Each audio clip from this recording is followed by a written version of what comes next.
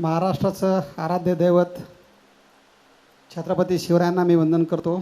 माझं आराध्य दैवत माझे वडील श्रीपतराव काटकर यांनाही वंदन करतो। भारत देश के सम्माननीय कृषि एवं किसान कल्याण मंत्री श्री नरेंद्र सिंह तोमर सर, सम्माननीय व्यासपीठ और सम्माननीय सदस्यगण और किसान भाई और बहनों, सर मैं दो ही चीज़ों के लिए यहाँ पर आया हूँ।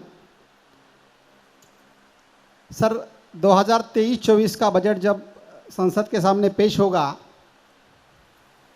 जो फार्म्स के बारे में जो सर कृषि बिल लाया गया था, उस बिल में सर आपने फार्मर की व्याख्या में एफपीओ को इनकॉर्पोरेट किया था।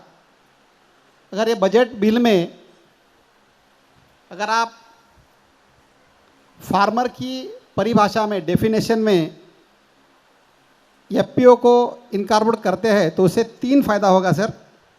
एक तो मंडी से छुटकारा मिलेगा, प्रोसेसर सीधा उनसे खरीद पाएंगे जिससे ट्रांजैक्शन में आसानी हो जाएगी, और तीसरी चीज़ सर जीएसटी कंप्लायंस में सहूलियत मिल जाएंगी। सर मेरी सूचना विनंती रहेगी, आपसे आग्रह रहेगा सर, इस बारे में आप गौर से सोचिए।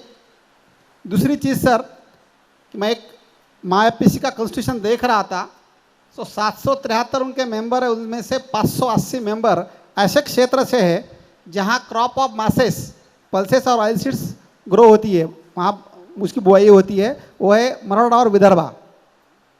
इसका मतलब यह है कि ऐसे संगठन जो नॉन पेरिसेबल कमोडिटी में काम कर रहे हैं, ऐसे संगठनों की ज़रूरत है, उनका काम है।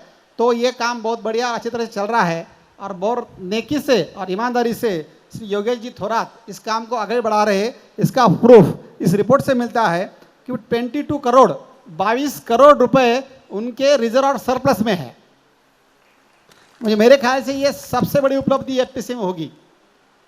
सर मैं आपसे एक और अनुरोध करूंगा कि पीएम आशा के तहत अगर पॉसिबल है तो जो प्राइवेट परचेस होता है उसमें कैसा सपोर्ट किया जाए, इस बारे में आप सोचेंगे तो बढ़िया रहेगा। मुझे मंच पर आने का चांस दिया और मुझे बोलने की संधि दी, इसलिए मैं आयोजक का धन्यवाद देता हूँ। जय हिंद, जय महाराष्ट्र।